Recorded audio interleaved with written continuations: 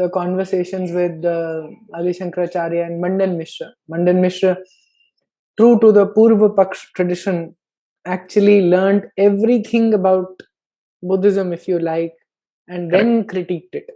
I mean, people blame Shankaracharya for fall of Buddhism, but actually, perhaps I've also heard there was probably Mandan Mishra who was. It was Kumarila.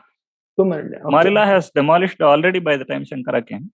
So that story is there. No, I mean, he jumped out of a cliff saying, "If Veda is the truth, then I would come out, safe and all that." Then he lost an eye. Okay, I don't know the story. As he jumped off. And then basically he defeated the Buddhists. The Buddhists actually realized that this fellow knows too much about us. Who is he really? An insider or an outsider? So, and then because he did a Gurudroha, basically he lied to his guru and then learnt Bauddha. He did a Prayaschitta.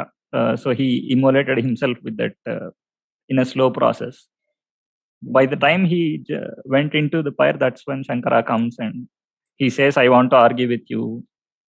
Then Kumarila reads through the Vartikas, the Bhashya that Shankara has written. He feels very happy.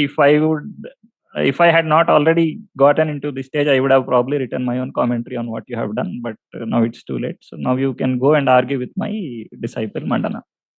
So yeah, by that time, Bauddha had been already countered.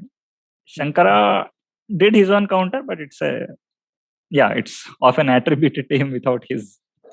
Shankara's main contribution is more constructive, I would say. He had actually brought together, systematized into those 6 Shanmatas and then the Shankara Pithas, all these things. So he has organized a lot of things at that time which were scattered and given a structure which is probably alive today.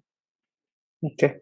So going back, isn't that then the inner sheath, if you like, wasn't Mandan Mishra part of the inner sheath who was actually doing arguing? And so you mentioned something earlier about people understanding the other, writing a critique or doing a critique of the other traditions, for example. So there we'll need to understand the nature of the problem and then the nature of the solution. If Christianity had been purely an intellectual culture which appreciates criticism, if the Pope is honest enough to say that if I am defeated in a debate, I am going to leave Christianity, then that makes sense. Then you would expect a Shankarapita head to go and argue with him.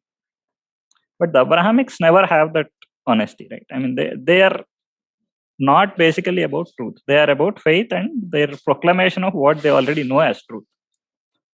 So there is no meaningful engagement that can happen with them. Then why do you even expect them, these people, to engage in such a thing? So this is not known even today, and not just today. It was known back then. Vidyaranya himself did not do, because he knows the nature of the enemy. He knows there is no point in writing such a critic. That has to be done by, as I said, 3-4 levels down. The polemicists like Sitaram Goyal, it is their brief actually. It is not the brief of Shankarapithas to do such a critic. Political critic is not expected from the Shankarapithas.